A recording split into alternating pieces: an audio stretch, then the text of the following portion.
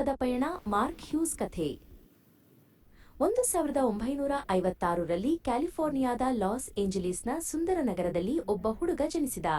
ಅವನ ಹೆಸರು ಮಾರ್ಕ್. ಅವನು ಸೂರ್ಯನ ಬೆಳಕಿನಂತೆ ಪ್ರಕಾಶಮಾನವಾದ ಕಣ್ಣುಗಳನ್ನು ಹೊಂದಿದ್ದನು ಮತ್ತು ಯಾವಾಗಲೂ ತನ್ನ ತಾಯಿಯ ನಗುವನ್ನು ಪ್ರೀತಿಸುತ್ತಿದ್ದನು. ಆ ಪುಟ್ಟ ಬಾಲಕನಿಗೆ ಮುಂದೊಂದು ದಿನ ತಾನು ಜಗತ್ತನ್ನೇ ಬದಲಿಸುತ್ತೇನೆ ಎಂಬ ಕಲ್ಪನೆಯೂ ಇರಲಿಲ್ಲ. ಮಾರ್ಕ್ ಬೆಳೆಯುತ್ತಿದ್ದಂತೆ ಅವನ ತಾಯಿ ಜೋ ಆನ್ ತನ್ನ ಆರೋಗ್ಯ ಮತ್ತು ತೂಕದ ಬಗ್ಗೆ ತುಂಬಾ ಚಿಂತಿತರಾಗಿರುವುದನ್ನು ಗಮನಿಸಿದನು. ಆ ಕಾಲದಲ್ಲಿ ಸರಿಯಾದ ಮಾರ್ಗದರ್ಶನವಿಲ್ಲದ ಕಾರಣ ಅವರು ತೂಕ ಇಳಿಸಲು ಅಪಾಯಕಾರಿ ಆಹಾರ ಪದ್ಧತಿಗಳನ್ನು ಅನುಸರಿಸುತ್ತಿದ್ದರು. ಮಾರ್ಕ್ ತನ್ನ ತಾಯಿಯ ಕಷ್ಟವನ್ನು ನೋಡಿ ಮನಸ್ಸಿನಲ್ಲಿಯೇ ನೋವು ಅನುಭವಿಸುತ್ತಿದ್ದನು. ಮಾರ್ಕ್ಗೆ ಕೇವಲ 18 ವರ್ಷವಾಗಿದ್ದಾಗ ಒಂದು ದೊಡ್ಡ ದುರಂತ ಸಂಭವಿಸಿತು.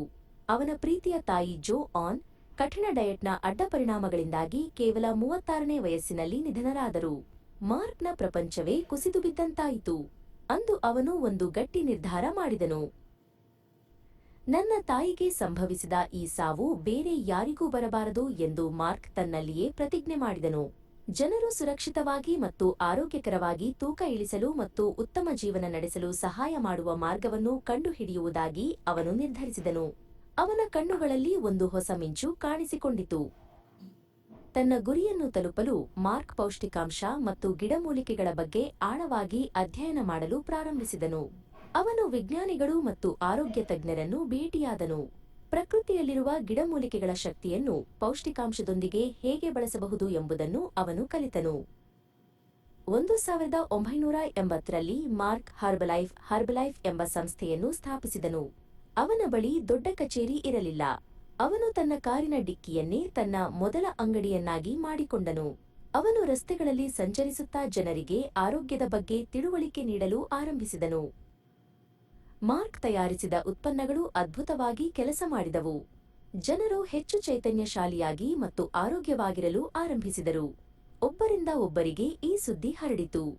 ಮಾರ್ಕ್ ಕೇವಲ ಉತ್ಪನ್ನಗಳನ್ನು ಮಾರಾಟ ಮಾಡುತ್ತಿರಲಿಲ್ಲ, ಅವನು ಜನರಿಗೆ ಹೊಸ ಜೀವನದ ಭರವಸೆಯನ್ನು ನೀಡುತ್ತಿದ್ದನು.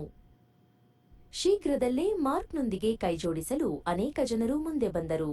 ಇದು ಒಂದು ದೊಡ್ಡ ಆಂದೋಲನವಾಗಿ ಮಾರ್ಪಟ್ಟಿತು. ಮಾರ್ಕ್ ತನ್ನ ತಂಡಕ್ಕೆ ನಾಯಕತ್ವದ ಪಾಠಗಳನ್ನು ಕಲಿಸಿದನು ಮತ್ತು ಪ್ರತಿಯೊಬ್ಬರಿಗೂ ತಮ್ಮ ಕನಸುಗಳನ್ನು ನನಸು ಮಾಡಿಕೊಳ್ಳುವ ಶಕ್ತಿಯಿದೆ ಎಂದು ಮನವರಿಕೆ ಮಾಡಿದನು. ಹರ್ಬಲೈಫ್ ಅಮೆರಿಕಾದಿಂದ ಹೊರಬಂದು ಪ್ರಪಂಚದಾದ್ಯಂತ ಹರಡಿತು. ಕೆನಡಾ, ಆಸ್ಟ್ರೇಲಿಯಾ ಮತ್ತು ಯುರೋಪ್ಗೆ ಮಾರ್ಕ್ ತನ್ನ ಸಂದೇಶವನ್ನು ಕೊಂಡೊಯ್ದನು. ನೀವು ಯಾರೇ ಆಗಿರಲಿ, ಎಲ್ಲಿಯವರೇ ಆಗಿರಲಿ, ಆರೋಗ್ಯವಾಗಿರುವುದು ನಿಮ್ಮ ಹಕ್ಕು ಎಂದು ಅವನು ಸಾರಿದನು. ಇಂದು ಮಾರ್ಕ್ ಹ್ಯೂಸ್ ನಮ್ಮೊಂದಿಗಿಲ್ಲದಿದ್ದರೂ ಅವರು ಪ್ರಾರಂಭಿಸಿದ ಆರೋಗ್ಯದ ಕ್ರಾಂತಿ ಇಂದಿಗೂ ಮುಂದುವರಿದಿದೆ. ಲಕ್ಷಾಂತರ ಜನರು ಅವರ ದೂರದೃಷ್ಟಿಯಿಂದಾಗಿ ಉತ್ತಮ ಜೀವನ ನಡೆಸುತ್ತಿದ್ದಾರೆ. ಒಬ್ಬ ಸಾಮಾನ್ಯ ಹುಡುಗ ತನ್ನ ನೋವನ್ನು ಜಗತ್ತಿನ ಕಲ್ಯಾಣಕ್ಕಾಗಿ ಬಳಸಿದ ಅದ್ಭುತ ಕಥೆ ಇದು.